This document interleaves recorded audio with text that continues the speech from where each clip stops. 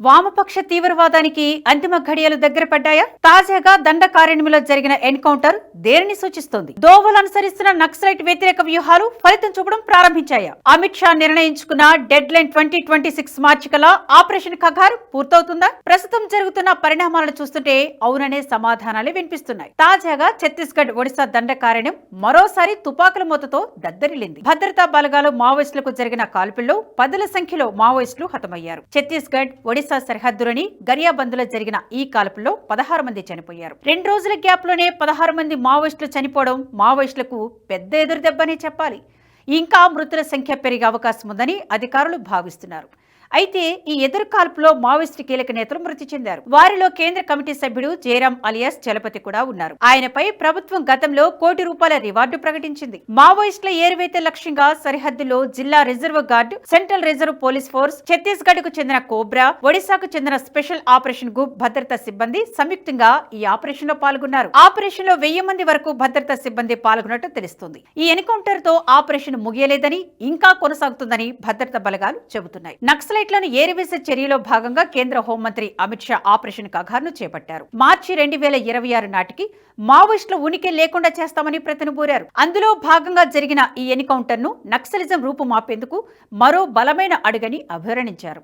Naxalism లేని భారత్ను నిర్మించడంలో మన భద్రతా దళాలు భారీ విజయాన్ని సాధించాయని చెప్పారు. సిఆర్పీఎఫ్, ఎస్ఓజీ ఒడిశా, ఛత్తీస్గఢ్ పోలీసులను అభినందిస్తూ సోషల్ మీడియాలో పోస్టు చేశారు. నక్సలిజం లేని భారతదేశం కోసం భద్రతా దళాల తొలి అడుగు అని అమిత్ షా పేర్కొన్నారు. అమిత్ షా చేపట్టిన ఆపరేషన్ ఖగార్ లో భాగంగా నక్సలైట్లను ఏరివేసేందుకు భద్రతా బలగాలకు ఫ్రీ హ్యాండ్ ఇచ్చారు. అందులో భాగంగానే వారికి అత్యాధునిక ఆయుధాలు అందజేశారు. ఒకప్పుడు నక్సల్ వ్యతిరేక పోరాటంలో భద్రతా బలగాలు కేవలం మాన్యువల్ ఇన్ఫార్మర్లపైనే ఆధారపడాల్సి వచ్చేది.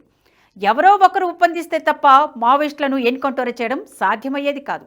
కానీ ఇప్పుడు అలా కాదు. ఆపరేషన్ ఖగార్ లో భాగంగా భద్రతా బలగాలకు అత్యాధునిక ఆయుధాలు అందించింది కేంద్రం. వారికి జీపీఎస్ ట్రాక్టర్లు, డ్రోన్లు, అత్యాధునిక రేడార్లు, హెలికాప్టర్లను అందిస్తోంది.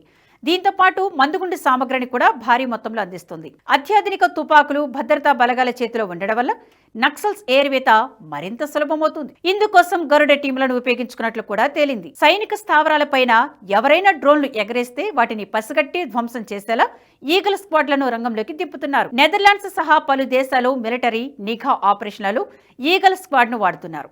అసాంఘిక శక్తుల కార్యకలాపాలను పసిగట్టడంలో ఈగల్ స్క్వాడ్ కీలకంగా ఉపయోగపడతాయి. డ్రోన్లతో గాలిస్తే నక్సలైట్లు అప్రమయ్యే అవకాశం ఉంది. కానీ డేగ కాళ్లకు అమర్చిన కెమెరాలతో నక్సల్స్ కు సంబంధించిన పక్కా సమాచారాన్ని రాబట్టవచ్చు. అందుకే చాలా దేశాల్లో ఇప్పటికే వినియోగంలో ఉన్న ఈగల్ స్క్వాడ్ ను మొట్టమొదటిసారిగా తెలంగాణలో కూడా ఏర్పాటు చేశారు. 2 సంవత్సరాల వయసు ఉన్న డేగలను తీసుకుని నిజామాబాద్, మొయినాబాద్ లో శిక్షణ ఇచ్చారు.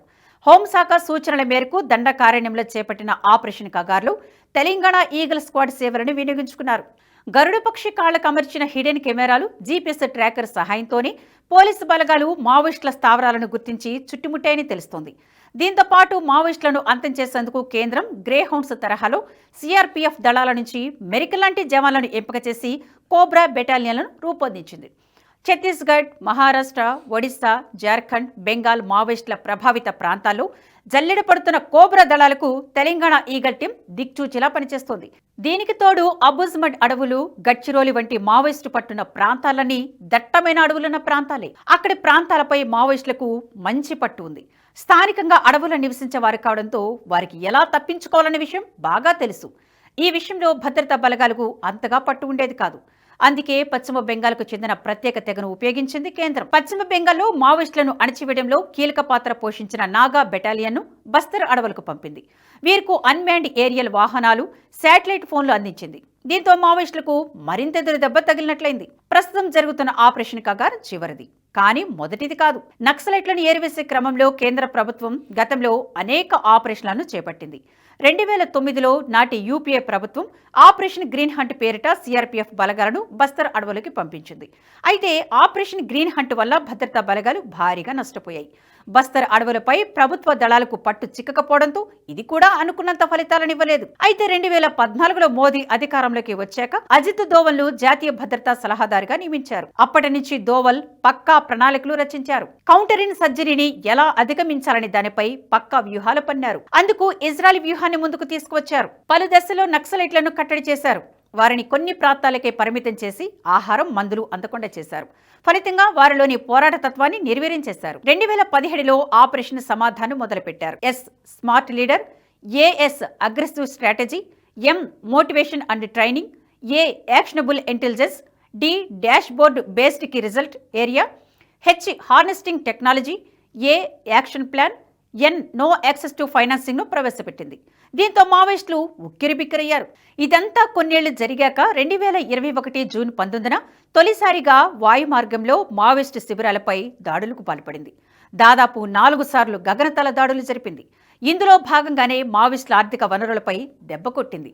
స్థావరాలను కనుక్కోవడం, మెడిసిన్ అందకుండా చూడడం, మావోయిస్టు రిక్రూట్మెంట్ జరగకుండా జాగ్రత్త పడడంపై ప్రత్యేక దృష్టి పెట్టింది.